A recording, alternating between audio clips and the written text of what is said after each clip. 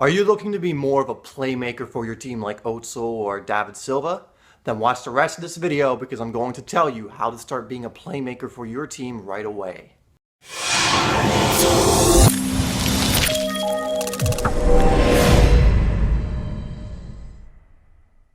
So a playmaker is a very important player to have in a team, but unfortunately not every team actually has a playmaker. There are many professional teams, high school teams, college teams that lack a playmaker, and it's to their own detriment. Having a playmaker is having a player that can create opportunities, score goals, set up play, dictate the tempo, and do a numerous amount of things in the attacking half in order to help their team score goals. So I'm going to give you 3 things you can start thinking about in order to become a better playmaker. Now, the first one is to set the tempo. Now, what does setting the tempo mean? Players like Xavi, David Silva is pretty good at this. Schweinsteiger used to be very good at this. Steven Gerrard used to be very good at this. They probably still are. I don't know why I'm saying used to be. But setting the tempo is basically knowing the difference between when to slow the ball down, when to speed it up, when to play a first-time pass, when to take a touch and maybe survey the area. A good playmaker knows when to pick up things, and they know when to maybe calm down a little bit. Most players who aren't playmakers don't know how to differentiate from the two, and they're either one or the other. They're a player who never speeds it up and therefore slows their team down, or they go headstrong, rushing in every single time and most likely lose the ball. So when you're in the middle of the park, be aware of what's going on around you. What is going on around in your surroundings? For example, if you're on a counterattack, you probably, when you get the ball, want to speed things up. You get the ball quickly and touch it out wide, or you get the ball and play it into your striker quickly to speed things up. If you're trying to slow things down because you need time for your teammates to catch up, or you're just trying to tell your teammates to calm down, you hold the ball for a little bit. Obviously not if there's a man on you, but you play it to a free player, you hold on to it a bit, slow down the tempo. And a good playmaker knows the appropriate time to do this and the inappropriate time to do this. That's what differentiates someone who's a good playmaker from a not so good playmaker when it comes to setting the tempo. They know when to do it and when not, because there's nothing worse than a player getting the ball and doing the wrong thing. Like the counterattack is on and then the midfielder holds on to it, and then within a few seconds the counterattack is over, the other team is caught up. Or a player who tries to speed things up when there's like 9 versus 2, which is, there's no point of that. So get used to knowing when you need to speed up the play and when you need to slow it down. That is one of the first jobs of a playmaker. Now, the second one is a little more difficult and takes a little more practice, and it's called finding the pockets of space. A playmaker is usually a player, it can honestly be any player on the pitch, any playmaker, but typically I think traditional playmaker role is attacking center mid or just a regular center mid. But I like to use an attacking center mid as an example, like Ramsey for Arsenal, Özil for Arsenal as well.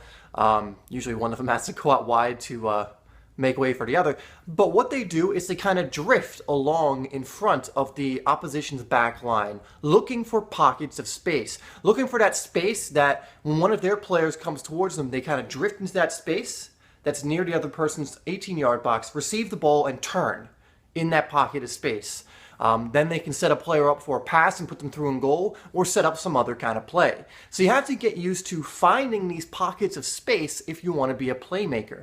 The best playmakers in the world are especially good at this. I'm a Liverpool fan, and actually a player, which may surprise you, that's really good at this is Adam Lallana. He's really good, and one reason that we like him, maybe outside people don't, but we like him, is his work rate, but also his ability to find those little pockets of space, get the ball in there, and then turn on goal.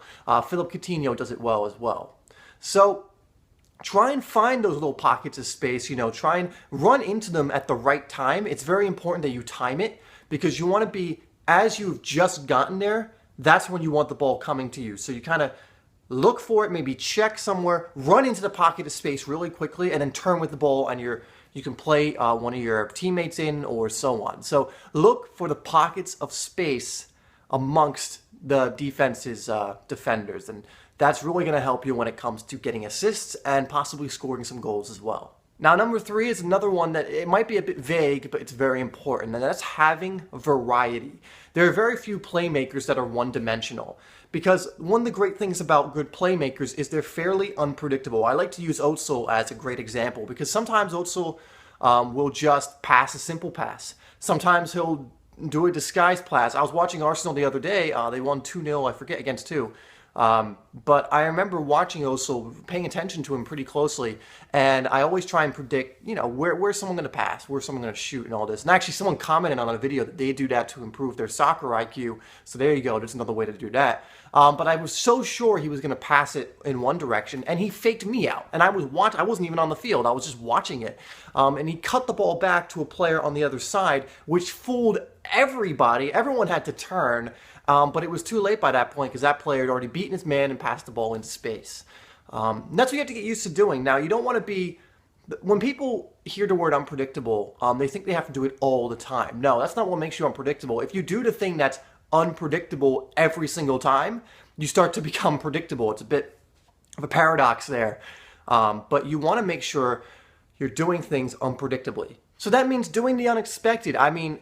The whole game, I'll watch Ozil do simple passes, and then bam, out of nowhere, at the right moment, he'll do something that no one expects, and it sets up a chance. Like he'll play a clever little through ball, or he'll beat a man one-on-one when you don't expect him to, or he'll do some little turn. That's one thing that makes him so dangerous. Other players that used to do this, Ronaldinho used to do this all the time. You never knew what he was going to do. He was either going to just beat you outright, or he was going to play like a 30-yard ball onto the chest of Eto'o perfectly. So, get used to adding variety to your game. You don't want to be one-dimensional. A one-dimensional playmaker isn't really a playmaker at all. You can watch other players like Coutinho and David Silva who have a lot in their locker. They're able to beat a man one-on-one, they're able to pass the ball accurately, and they're able to score amazing goals. Every single one of the players I've mentioned so far scores amazing goals along with setting them up. So have some variety in games. Be the one who's dictating the tempo, who's slowing it down and speeding it up, but don't do the same thing every time. Play the simple passes, play the simple backward and forward passes in defeat, but also be willing to do the unpredictable by disguising a pass to one man and playing it to the other, or faking a pass and taking the man on one-on-one and getting a cross in, or playing that cheeky little through ball to your striker, or maybe even taking a shot. Defenders don't like it when a player's not predictable. When they're unpredictable and they don't know what you're going to do, that is the worst thing for a defender because then they start to panic.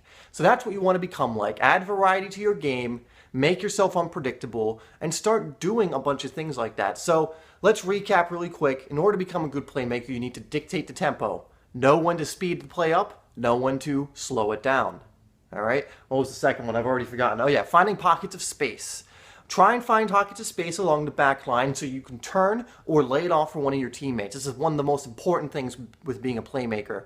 And then the third one we just went over, and that was having variety. That's right. Having variety, not doing the same thing every time. You're not a defensive center mid who you'll usually see just win the ball and pass the simplest pass.